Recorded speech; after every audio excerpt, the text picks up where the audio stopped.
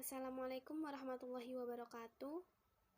Kami dari kelompok 11 yang beranggotakan saya sendiri, Diah Pratiwi NIM 010, dan dua rekan saya. Yang pertama, Muhammad Lutfi Arif Pradana NIM 013 dan Siti Himatul Auliyah NIM 015.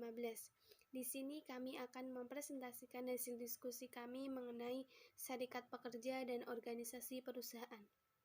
Materi pertama mengenai serikat pekerja dan organisasi perusahaan, di mana serikat pekerja menurut Undang-Undang Nomor 21 Tahun 2000, yakni organisasi yang dibentuk dari dan untuk pekerja buruh baik di perusahaan maupun di luar perusahaan yang bersifat bebas, terbuka, mandiri, demokratis, dan bertanggung jawab guna memperjuangkan serta melindungi hak kepentingan pekerja buruh serta meningkatkan kesejahteraan. Yang kedua yaitu pengertian serikat pekerja menurut Undang-Undang pada Nomor 13 Tahun 2003, yakni organisasi yang dibentuk dari, oleh, dan untuk pekerja baik buruh di perusahaan maupun di luar perusahaan, di mana serikat pekerja ini bersifat bebas, terbuka, mandiri, dan demokratis, serta bertanggung jawab. Ada 6 prinsip dasar mengenai serikat pekerja. Di antaranya, 1. Jaminan bahwa setiap pekerja atau buruh berhak membentuk dan menjadi anggota serikat pekerja. Yang kedua, serikat buruh dibentuk atas kehendak bebas pekerja. Serikat pekerja atau buruh dapat dibentuk berdasarkan sektor usaha dan yang lainnya. Selanjutnya mengenai organisasi perusahaan, di mana organisasi itu sendiri menurut Sein berarti suatu usaha untuk mengkoordinir kegiatan sejumlah orang untuk mencapai beberapa tujuan.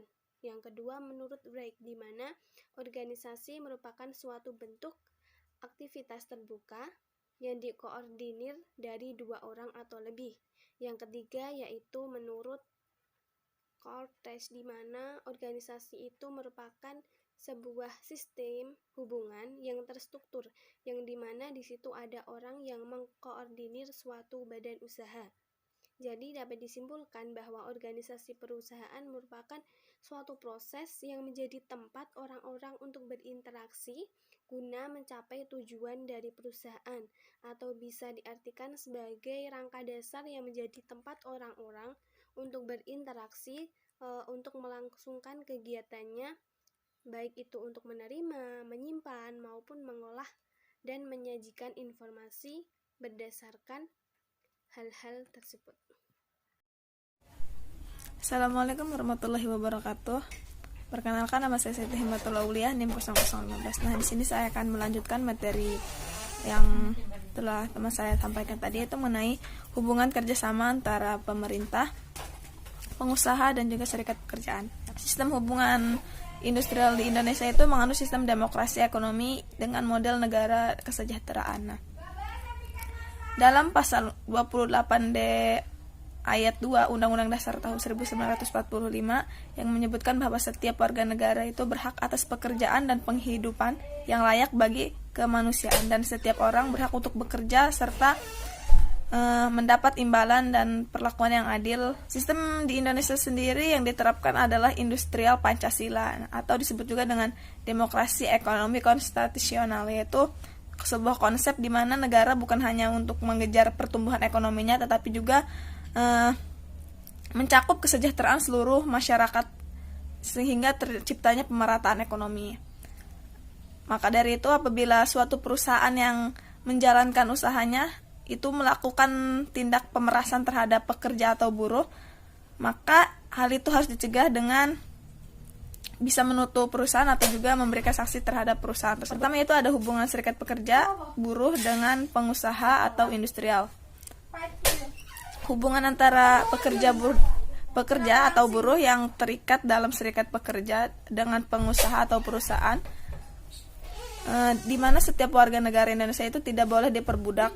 Nah, bukan di mana antara pekerja atau buruh itu sebagai teman atau partner, atau sama-sama sebagai para pejuang dalam mengembangkan perusahaannya, yang mana perusahaan itu agar menjadi alat pembangunan ekonomi dalam negara serta saling membantu dalam kelancaran usaha untuk meningkatkan kesejahteraan kedua belah pihak.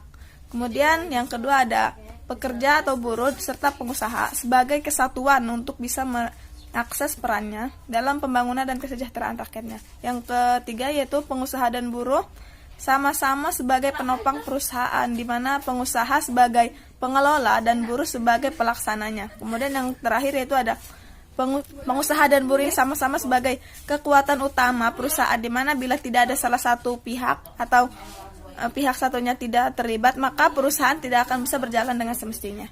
Nah, sedangkan menurut Suwono tahun 2003, hubungan kerja industrial antara pengusaha dengan pekerja kurang kondusif, itu dapat menimbulkan perselisihan. Hal ini terjadi karena kebuntuan komunikasi yang bersifat mendasar mengenai kewajiban, hak, dan tanggung jawab. Untuk menghindari disharmonisasi komunikasi ini, pekerja dan industrial atau perusahaan diperlakukan menggunakan pembaharuan pembangunan bidang hukum yang bersifat otonom, yaitu dengan adanya perjanjian kerja bersama atau PKB. Nah, PKB ini pada dasarnya adalah sebuah perjanjian yang dibuat oleh dua pihak, yakni serikat pekerja dan juga perusahaan. Nah, keberadaannya ini menjadi sangat penting karena ia merupakan sarana untuk mempertemukan kepentingan, pandangan, nilai, dan juga tujuan yang berbeda dalam sebuah perusahaan. Selain itu, PKB ini atau perjanjian kerja bersama ini sebagai salah satu social control dan social engineering yang berperan sebagai hukum yang dapat memberikan pembaharuan di bidang ketenaga kerjaan. Nah, yang kedua itu adalah hubungan antara serikat pekerja dengan pemerintah, di mana untuk bisa melindungi masyarakatnya dan juga seluruh rakyatnya, maka campur tangan pemerintah ini menjadi sangat penting sebagai suatu pengatur dan juga penengah antara hubungan pekerja dengan pengusaha. Ada beberapa peran pemerintah, yaitu pertama, pemerintah sebagai pengatur undang-undang agar organisasi ini dapat diakui secara hukum oleh perusahaan. Kemudian yang kedua, serikat pekerja ini sebagai sebuah lembaga yang memberikan kebebasan bagi anggotanya serta masyarakatnya yang menjadi buruh. Kemudian yang ketiga yaitu pemerintah sebagai pelindung buruh ataupun masyarakat yang tergabung dalam serikat pekerja. Nah, yang keempat yaitu membentuk lembaga ataupun melakukan kegiatan yang berkaitan dengan usaha untuk meningkatkan kesejahteraan pekerja ataupun buruh. Kemudian yang ketiga ada hubungan pengusaha dengan pemerintah, di mana secara umum pemerintah ini ingin memberikan kebebasan kepada perusahaan, namun juga ingin melindungi seluruh rakyatnya yang tergabung dalam serikat pekerja. Maka dari itu, pemerintah menetapkan beberapa perundang-undangan mengenai serikat pekerja, tujuannya agar masyarakat tidak khawatir dan merasa terlindungi oleh hukum.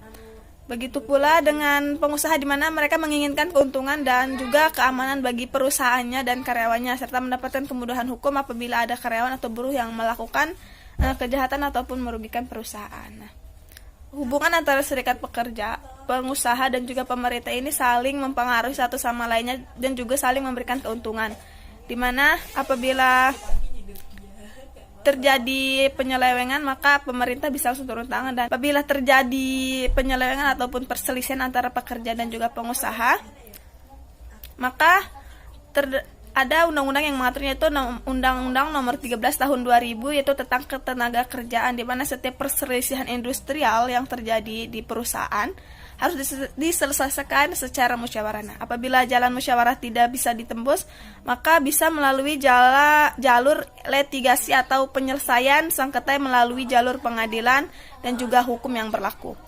Nah, yang keempat ada fungsi dari serikat pekerja, yaitu yang pertama sebagai pihak dalam pembuatan perjanjian kerja bersama atau PKB, yang kedua sebagai wakil pekerja atau buruh, yang keempat sebagai sarana untuk menciptakan hubungan industrial yang harmonis, dinamis, dan juga berkeadilan, yang keempat sebagai sarana penyalur aspirasi dalam memperjuangkan hak dan kepentingan anggotanya, yang kelima ada yaitu sebagai perencana, pelaksana, dan juga penanggung jawab apabila terjadi pemogokan pekerja, buruh ataupun sesuai dengan peraturan dan perundang-undangan yang berlaku.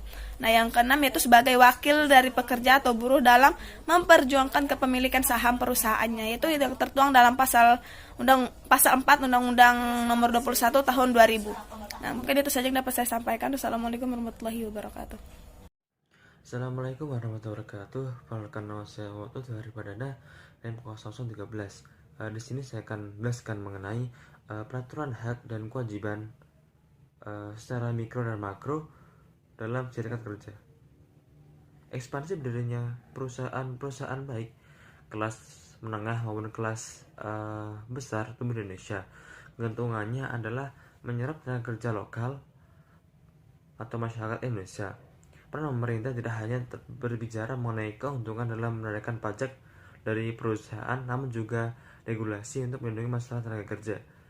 Dan permasalahan tenaga kerja yang terjadi membutuhkan peran pemerintah yang memiliki tanggung jawab terhadap ketenaga kerjaan baik secara mikro maupun secara makro. Dan di sini secara makro, pengaturan hak dan kewajiban berarti pengaturan yang menyangkut materi yang sifatnya umum.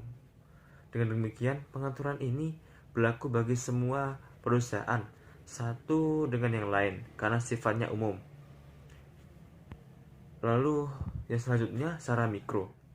Pengaturan yang bersifat mikro berlaku khusus bagi individu tertentu atau pada perusahaan tertentu. Pengaturan hak dan kewajiban yang bersifat mikro dapat dikelompokkan menjadi dua. Yang pertama, perjanjian kerja, dan yang kedua, peraturan perusahaan. Perjanjian kerja adalah perjanjian antara pekerja dan buruh dengan pengusaha atau pemberi kerja yang memuat syarat-syarat kerja, hak dan kewajiban para pihak. Perjanjian kerja tidak mensyaratkan bentuk tertentu, bisa dibuat secara tertulis yang ditantangani kedua belah pihak atau dilakukan secara lisan. Lalu yang kedua, peraturan perusahaan. Menurut peraturan Menteri Tenaga Kerja, Transmigrasi dan Koperasi, yang dimaksud dengan peraturan perusahaan adalah suatu peraturan yang dibuat secara tertulis yang membuat ketentuan-ketentuan tentang syarat-syarat kerja serta tata tertib perusahaan. Lalu bab selanjutnya adalah hak dan kewajiban serikat pekerja dan perusahaan. Di sini terbagi menjadi tiga. Yang pertama, hak dan kewajiban serikat pekerja dan pengusaha perusahaan. Yang kedua, kewajiban pekerja atau buruh. Yang ketiga, hak dan kewajiban pengusaha. Dan di sini hak dan kewajiban serikat pekerja dan pengusaha itu mempunyai nomor bukti pencatatan, mempunyai hak sebagai berikut: mempunyai perjanjian kerjasama, mewakili pekerja buruh dalam menyelesaikan perselisihan dalam hubungan industrial, mewakili pekerja buruh dalam lembaga ketenagakerjaan, membentuk lembaga dan melakukan kegiatan yang berkaitan dengan usaha meningkatkan kesejahteraan pekerja, dan melakukan kegiatan lainnya yang bermanfaat bagi pekerja. Lalu yang kedua, kewajiban pekerja. Itu yang pertama, melaksanakan tugas pekerjaan sesuai dengan yang diperjanjikan dengan sebaik-baiknya, lalu melaksanakan pekerjaannya sendiri. Yang ketiga, menaati peraturan dalam melaksanakan pekerjaan.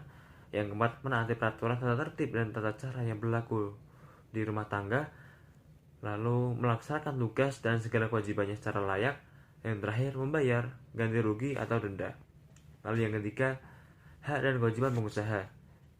Itu dibagi menjadi 5. Yang pertama, membayar upah kepada pekerja. Yang kedua, mengatur pekerjaan dan tempat kerja. Yang ketiga, memberikan cuti atau libur. Yang keempat, mengurus perawat dan pengobatan pekerja. Dan yang kelima, memberikan surat keterangan. Jadi demikian yang bisa saya jelaskan. Terima kasih. Saya kembalikan ke moderator. Terima kasih.